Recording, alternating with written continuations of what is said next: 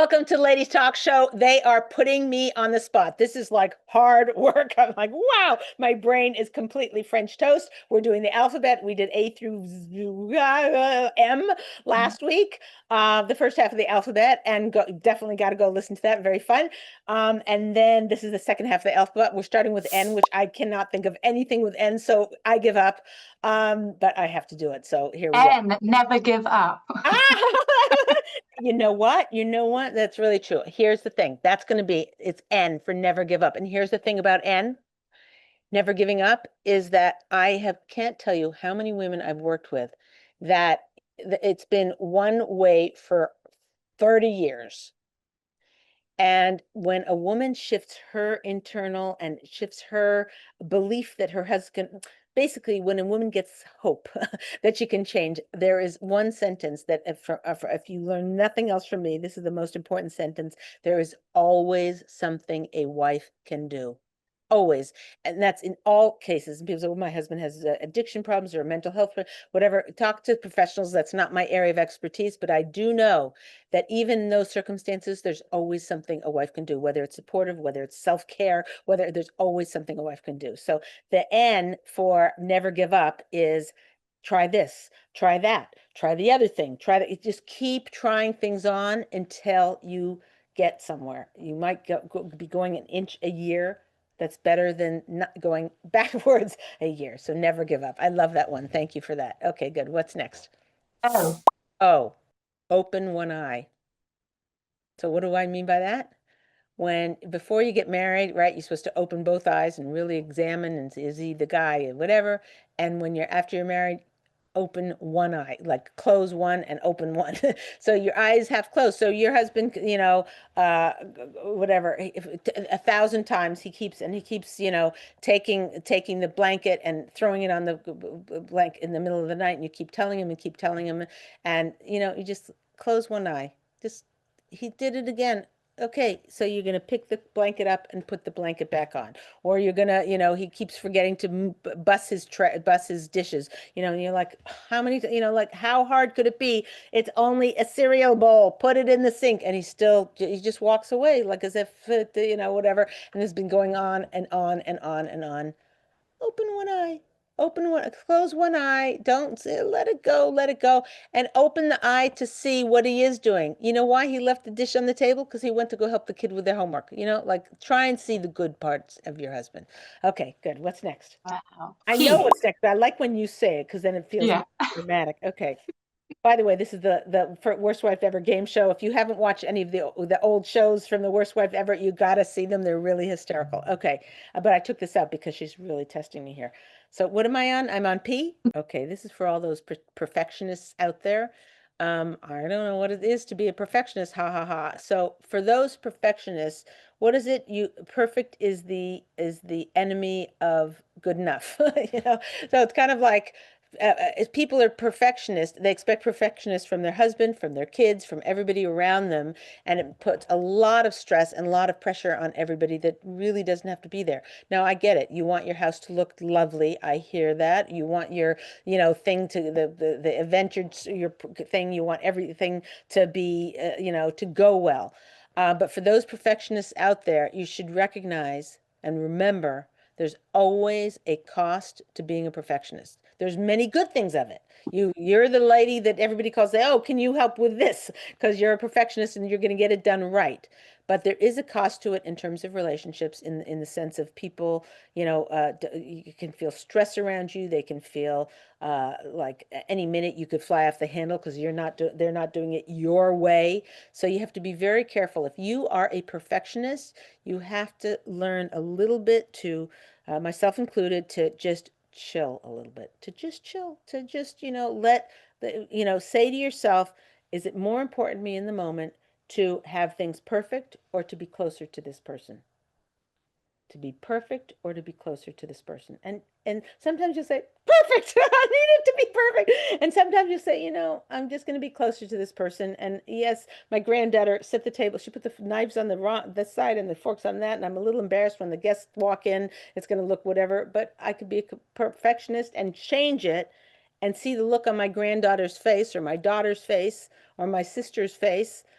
I can do that, or I can be close to them and just eat it. It's fine, just be there. Oh, okay, it's a little embarrassing, but that's fine. Okay, that was good. P. Okay, Q. Oh no, be a queen. That's it. That one's easy. Q. So a lot of people tell me, when I say what's their Shalom bayis Masorah, nobody really knows the answer. They know Kashrus, they know Shabbos, but they do not know our Shalom bayis Masorah. But the first thing they say is one thing they heard: if you treat him like a king, he will treat you like a queen. See, I know the whole Masorah. Well, good luck acting like a queen when your husband's not acting like a king. Like, hello. So what does it mean to be a queen? What is the Jewish definition? What is a Ashes Heil, somebody who is a true queen? There's a level of dignity that a woman carries inside, and sometimes a woman grew up, she has low self-esteem, she doesn't feel good about herself. Me, a queen? Like, I'm not even a princess. Are you joking? So I hear it. We all come from different places. We all have different baggage and different stuff we're carrying and different things we've learned, for bad or for good or for bad. But to strive to be a queen means that in the moment when you have an action and you could either go this way or that way, what does God want from me right now? It's a very, very challenging question. We're not always up to being even able to ask ourselves that question. But being a queen means being guided on a daily basis by asking ourselves and living with the thing, what does Hashem want from me right now? And if you keep that as your guide, when you're feeling lowly, when you're feeling this one did this to you, and that one hurt you, and you have a resentment to your husband about this, and you have whatever's going on in your life, if you say, these are the circumstances that God has placed me in, this is the facts of what's happened, what can I do? What does God want from me right now? That is the true definition of a queen, to carry that and walk with that every day of our lives. And Hashem should bench you and me and all of us with the koyach to keep that in our mind, a forefront in our mind at all times. And that's being a queen. Yeah. Okay. Oh, me. Okay. R. R.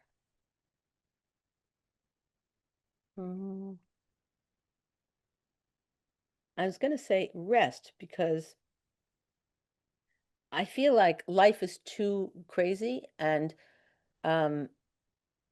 most of life is insane outside of ourselves, like whatever, like we're a million things to do, and we're frenzied, and we got this to do and that, and we got to return that phone call and that email, and oh my gosh, I forgot to this, and like that. That's how most of our life is, and that's the way to modern world is.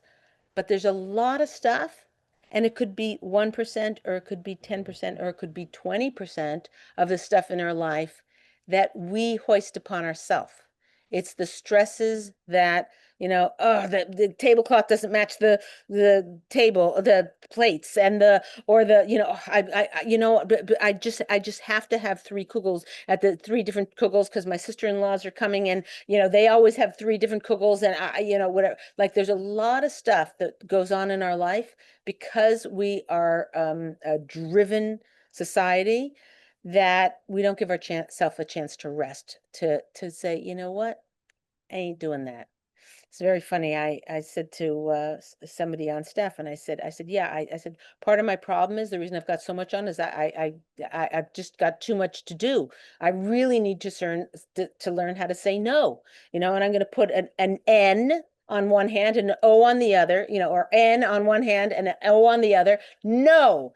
And they said, yeah, but Leah, you'll read it and say, bring it on, O-N and O, whatever. Like, hello. I thought that was genius.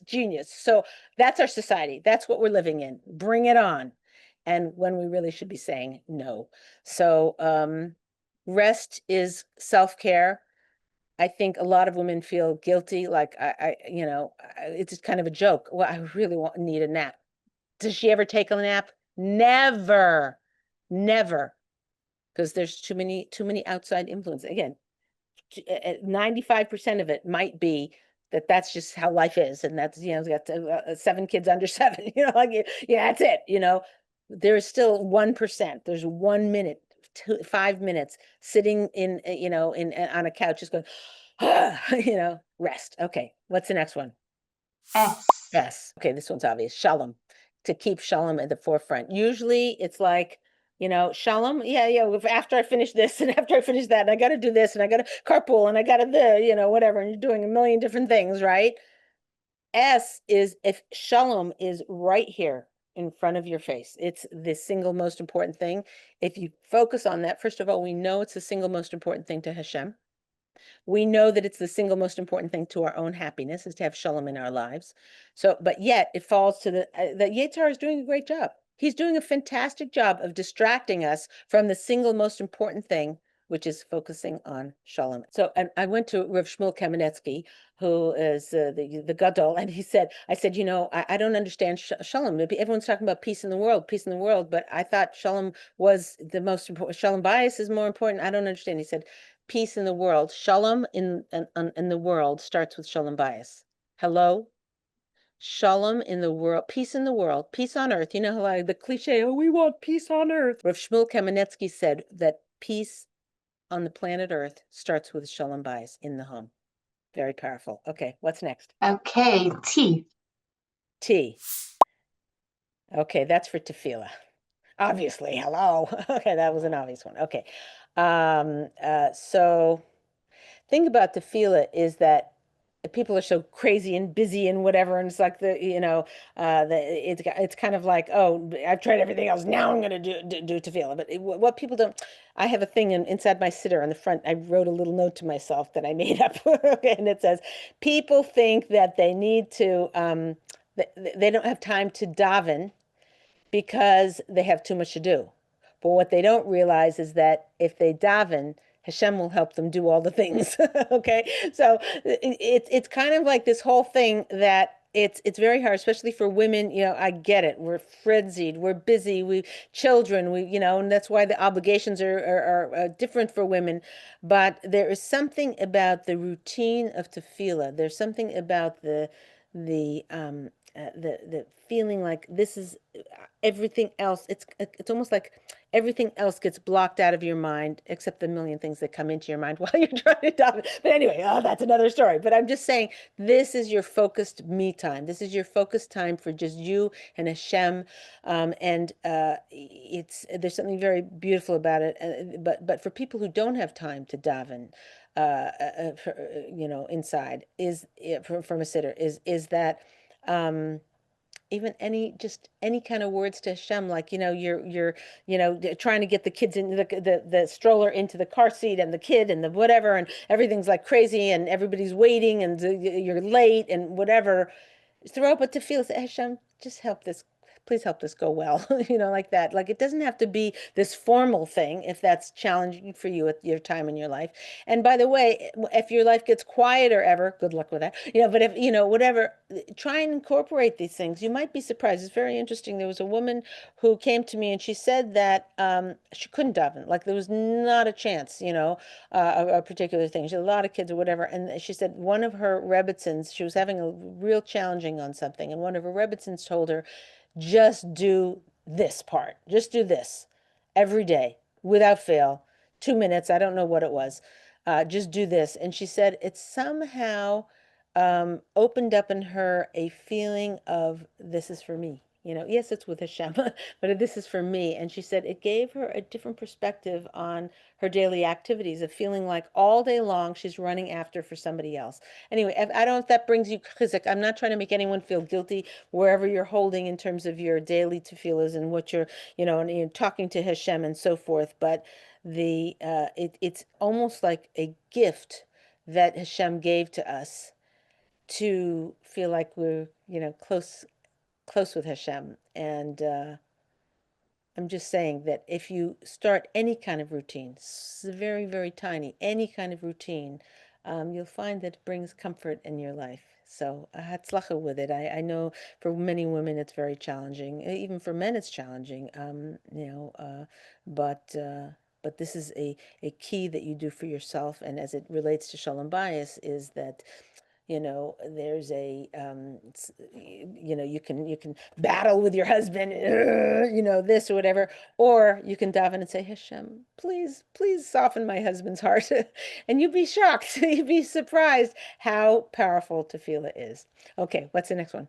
Wow, beautiful. It's Okay, we're like I getting don't know into the. like I don't know the alphabet, like you're throwing them in, whatever. But I like it I when you should have done it out of order. no, Uh, no, this is now better. we're getting into the tricky letters. You ready? Yes, okay, fine. You. You. Understanding. That was an easy one. Understanding, that look, for people who are very hard on ourselves and expect a lot of ourselves, and when we do something wrong, we beat ourselves up and we're whatever, like we're not understanding with ourselves. So how do we expect to be understanding with other people? When our husband does something wrong and it's the 10th time he did it, whatever, how do we expect to be understanding with him if we can't be understanding with ourselves? So it's a very important meter to work on about ourselves, to understand ourselves and to chill with ourselves in order to be more understanding of other people. And why is that important? Because the more understanding that you are with them, the closer you'll be to them, and even as powerful, the more understanding they will be with you. So if your husband, forgot to turn the lights off and you have to, and he has to, now you already tucked in and whatever, he forgot to lock the front door and turn all the lights on downstairs or whatever, and you're so annoyed at him, and you give him, oh, I can't believe it. I told you. And before you get to start going up the stairs, to do it. And then guess what? The next day you were supposed to take the garbage out or something like that. And he's like, oh, I told you.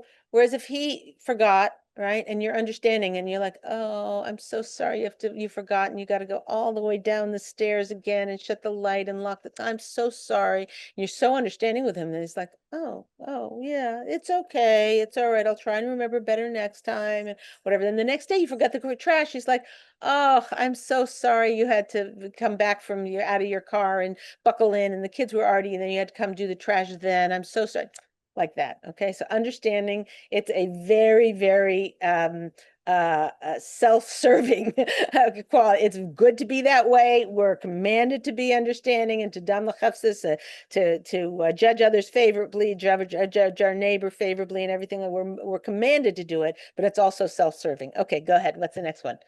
Okay, good luck with V. Okay, V.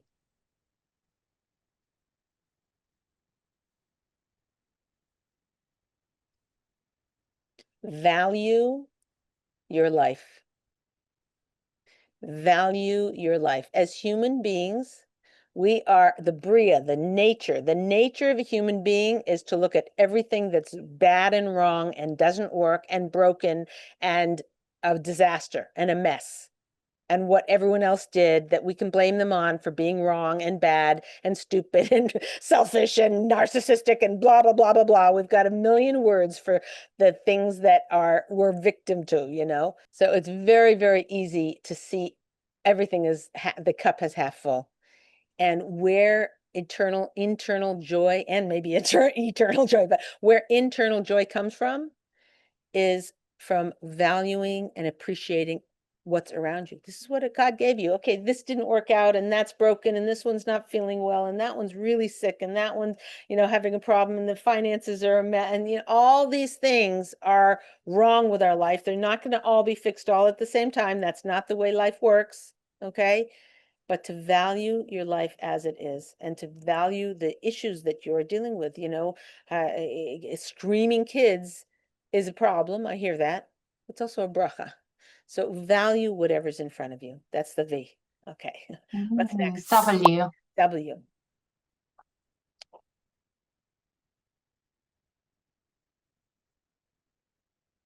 Watch your words. Watch your words. That it's so easy to let it rip, especially if you're good at it. If you're good at like making acerbic comments or making sarcastic things, it's really, really satisfying to say a great come down or a great put down or a great, sardonic, sarcastic, oh yeah, well, that's because da da da da da. If you're good at it, this is harder for you, okay?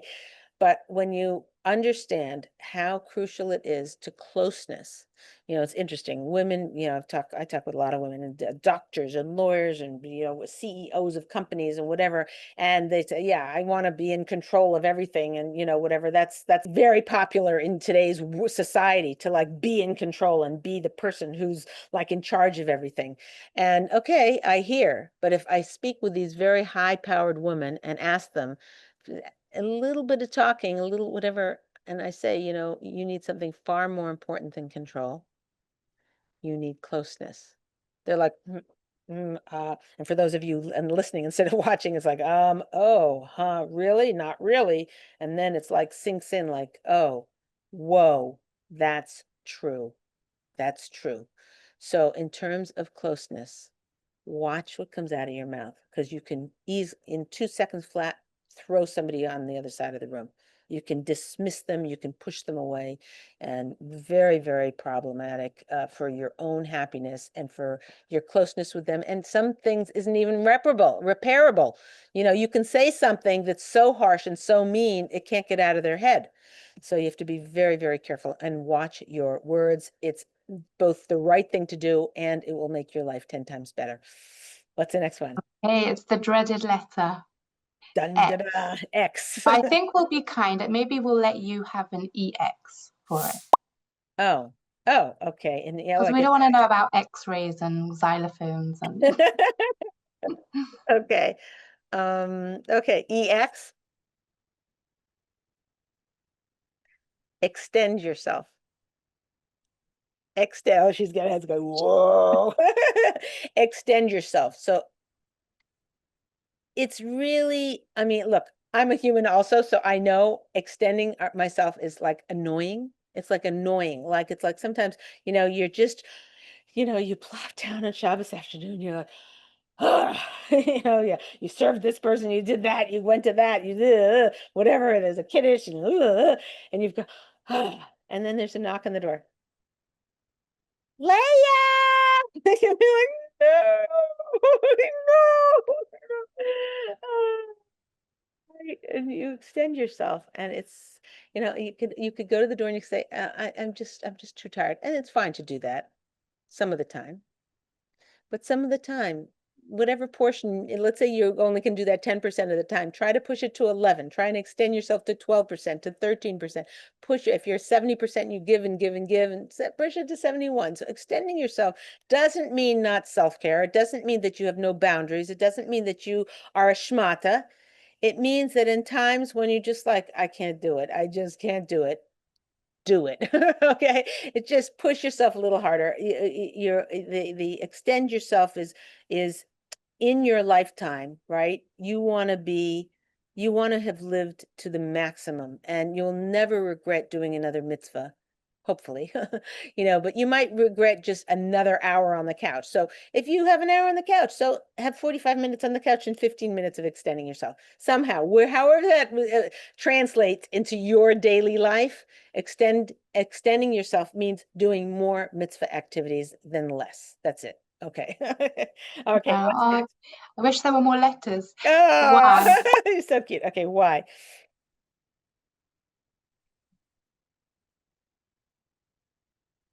I was going to say yes, but I'm not saying say yes, because you need more to be able to say no than say yes. So I'm going to go with a different why. Hold on a second.